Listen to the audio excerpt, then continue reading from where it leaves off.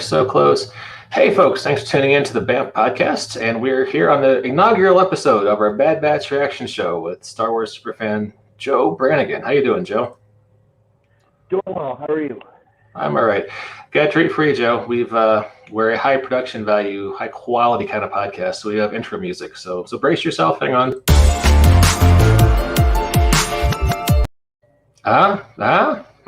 Is that impressive or what? You don't have to respond. I can tell you're in awe. It's okay. So, Joe, the Bad Batch. No, I didn't hear it.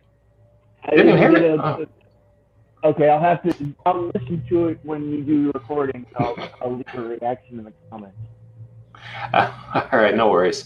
All right, so Bad Batch. First episode came out, and I was surprised at the length. This was practically a full hour long. What did you think about it? My reactions were almost entirely positive. I liked Filoni's cartoon work. And I know that, like every series, the first couple episodes are like, meh, and then it just gets insane. But this one, the only things I was a little bit meh about are the tactics. That Filoni is adorable when he tries to do tactics. Really? Okay. For instance, at one point they show a unit of droids raising their hands and surrender. Well, what's the point of using droids if they surrender? Yeah, that's true. Now, this is Star Wars storytelling because it establishes that the droids have enough agency to care enough to surrender, right? It leads to the whole droid links conflict, which I want to see them do. I've been kind of curious about that because it was kind of a subtext, and I mean, even the very first movie, we don't serve your kind in here. But and obviously in Solo with the droid, mutiny you have at that mining colony. But it seems like it's always kind of been, in the background. Yes. The droids are an oppressed underclass. The only open question has been to what degree they are sentient, and therefore to what degree is that like evil. And as things have progressed, it's become clearer and clearer that droids are a perfectly valid form of sentience, and they're enslaved. Yeah, which is kind of, I mean, even the good guys have droids. So. Yep. I was hoping that like R2 or 3PO would bring in the droids on the side of the rebellion under the third, but they never did that. That was one of the things in the sequel trilogy. I think it was a series of opportunities, and one of those opportunities I think was droid thing. Yeah. Hey, frequent co-host Jacob Blackman has joined us. Hey, Jacob, how you doing? Jacob, we got the chipmunk voice, buddy. And this happens frequently. Jacob gets chipmunk voice. He logs out, comes back in. Then we're okay. So. I'm hoping this is technological and not medical.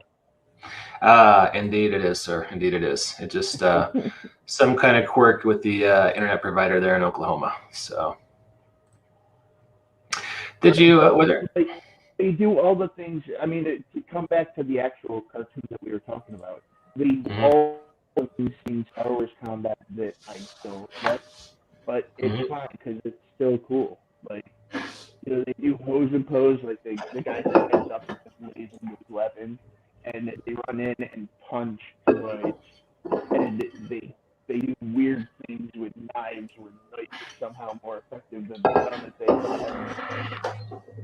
have. And it's all goofy, but it works because it's Dave Filoni on Star Wars cartoons.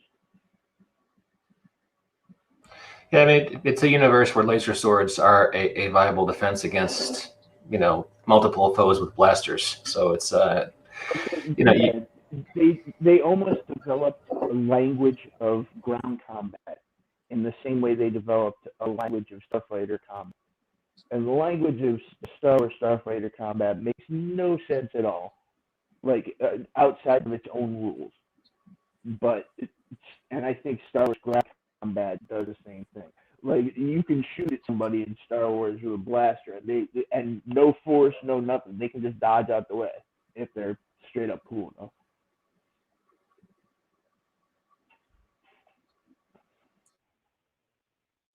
You're muted, Mike. Yeah, sorry about that. Yeah, blaster bolts move at the speed of a fast soccer ball. So if you got the reflexes, you can move.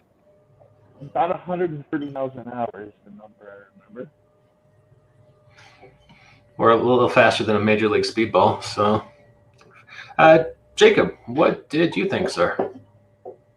I enjoyed the first episode. I don't have a whole lot to say about it. I like the fact that they start you right off the bat into the Clone Wars, so we pick up right where we left the series, and I am interested in watching this show, in seeing that transition between the Republic and how it becomes the Empire. Other than the I'm evil and that's that. I will be interested in seeing how the rest of the galaxy responds to this, because it should be jarring how we go from this democracy to this is very much a military totalitarian government, and this guy is taking power. So, but we'll see. We're going to be seeing it from the point of people in the military. So I'm not sure how much of that we'll be seeing. Once again, we have another young Jedi survivor with a sounding name. Yeah, that's my little boy. We've been watching Rebels, and he desperately wanted that kid to be Kanan. It would have been nice if he was one of the existing. I'm sorry, Joe. What was that? That's Caleb Dune. That's Kanan Jarrus. Oh yeah, I know they're not the same guy, but my 8-year-old really wanted them to be. No, the kid in the beginning of the show was Kanan Jarrus. Caleb Dune, Kanan Jarrus is the same guy. What? It's not a question, I'm telling you. No, I Joe, I'm not going to argue Star Wars lower with you. I'm smarter than that. But I can. His master is Depa Billaba, who is the one that gets killed. And that whole thing in the beginning of the episode is Caleb Dune, which is the real name of Kanan. Kanan Jarrus is a pseudonym. What? And then Caleb Dune. Where do you? Is that somewhere further on in Rebels? That's in Wikipedia. No, it's also Rebels, but it's very much detailed in Rebels. You only hear it once or twice. I did not. Wow, you made my. I think Hera might refer to him as Caleb once or twice, and there might be his vision.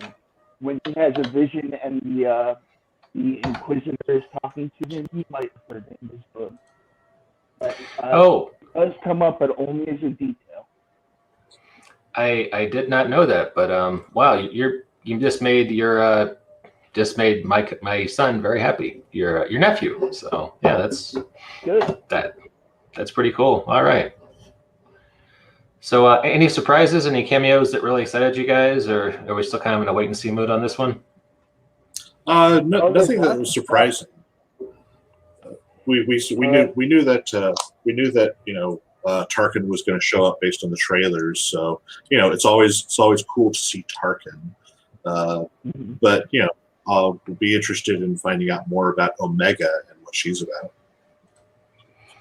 But we're talking about the transition from the Republic to the Empire, and how that's going to translate, because we're looking at it from a military perspective, and I think we're going to see a lot of the transition between the clone troopers and the conscription stormtroopers, and we'll get to see a lot of that, how that plays out. Um, Omega clearly is probably force sensitive, gender swap clone. I have two different theories on where she comes from. That she may be another Fett clone, that's the primary theory. And the other one is that she may be the first in the line of Palpatine clones. And there's, at the end of the episode, they set a course for J19, which is back at nowhere. But there's an interesting planet at the far corner of J19, of Mustafar. And there's some interesting things happening on Mustafar, like at the time that episode ends. Specifically, the Anakin Skywalker becoming mid, and the first is posted there. It'll be interesting to see exactly they went to look.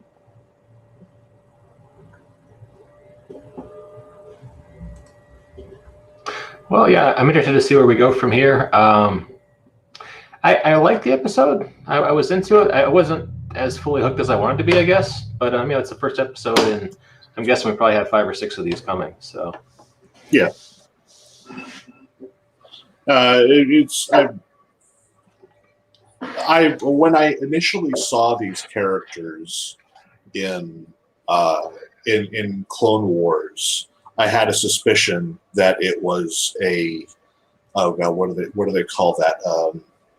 A silent pilot or something, like a stealth pilot, backdoor pilot. Backdoor pilot. Yeah, you don't just introduce characters like this in what we know is going to be the last season of a incredibly popular show without the idea that they're going to be showing up later.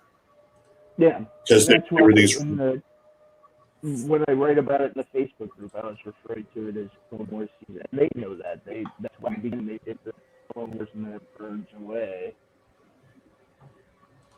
Hmm. But yeah, honestly, it's kind of based on a concept that a bunch of friends and I were talking about a while ago of playing a clone campaign. Of a group of clones who, and this was going to be run by then incredibly popular Star Wars RPG writer Owen Casey Stevens. He proposed this as a campaign of us playing clone characters during the transition, just after Order 66. But for some reason, our characters who were fresh out of the tubes hadn't received the implants yet. And so what would happen when we find out what's going on, and we're programmed to serve the Republic, but suddenly all our other clones are turning against the Republic and against the Jedi.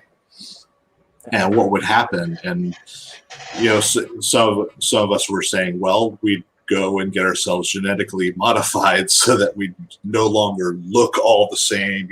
Some of the characters would become women, other would become bigger, stronger versions of themselves, other smaller, quicker versions of themselves.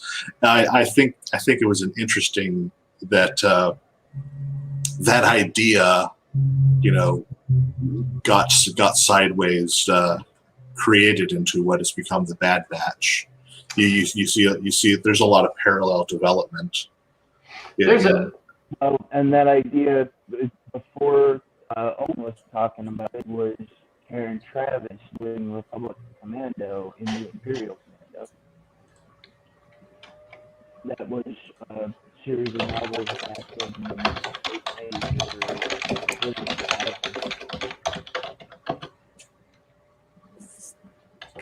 But I hate those implant chips. Can I just say that as a narrative, I hate them. I wish that they had never done them. I wish that the clones made their choice to follow orders. And that every single time you had a clone, you had a character with his own agency making a dramatic choice whether to follow that order or not. It'd be more dramatically interesting, right? What was that? Dramatically, it'd be more interesting, right? It would make for more stories. The implant chip is a cop out. Yeah, and, I mean, it turns them into meat droids, which is no fun. yeah, and I mean, once you have that technology, it's kind of like, why don't we start injecting that into the entire population? Sort of like when Star Wars has those. One of the J.J. Abrams Star Trek movies, they found ways to teleport from planet to planet, and they, I think it was the one with Khan. They had some kind of super. Oh god, some kind of medical treatment that could, de-age people. I'm like, well, you got these two things. You've removed the need for space travel, and no one is ever going to die again. So you make those kind of changes in your world building, it can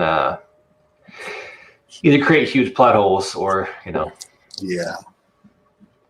So, all right. Well, any other thoughts about this before we wrap things up? Just looking forward to more. I expect, considering the writing team, that is going to only get more interesting as it goes along. Yeah, I read something. I think this is when Resistance started. They said every time Filoni comes up with a cartoon, you watch the first couple episodes and you're like, yeah, this is pretty cool. And then by the last 3 episodes, you're like, holy shit, everything's on fire. So, and I'm betting this will be the same way. By the end of it, it'll be, holy shit, everything's on fire. A lot of Filoni's work kind of reminds me of D&D campaigns, RPG campaigns. I don't know if that means he's a gamer or just his story structure tends to be the same. But it's because he is the ultimate Star Wars fan. I don't know if you've seen any of the behind-the-scenes stuff where people talk about Filoni, but apparently he is one of those guys who can tell you any tiny bit of Star Wars trivia because he knows the universe in and out. Yeah, I watched some of the season 1 on the Mandalorian Gallery, and I kind of got that vibe from him. He seemed like that dude who he can. Yeah, you wouldn't want to play Star Wars trivia with him. Yeah. So, all right. Well, hey. Go ahead. No, after you, sir. I have friends that tell stories about playing that game. I don't tell them myself. What game is that? Star Wars Trivial Pursuit. You have to follow official rules to play with me. Yeah, that makes sense. I can see that. Well, hey, you guys want to do this again in 7 days? Talk about episode 2? Sounds good. All right. Jacob, always good to see you. Joe, thanks for coming back on, sir. I may or may not be able to because I'm traveling. That's why I'm kind of in mobile, and I'm trying to. I think this is the way on mobile or the audio. But yeah, if I'm not like up to my hips or something, I'll for it. All right, sounds good. We'll be in touch. So, all right, to all our listeners and viewers out there, thanks for checking out the BAM podcast, and we will catch you next time. Please support the Patreon. Please support Patreon.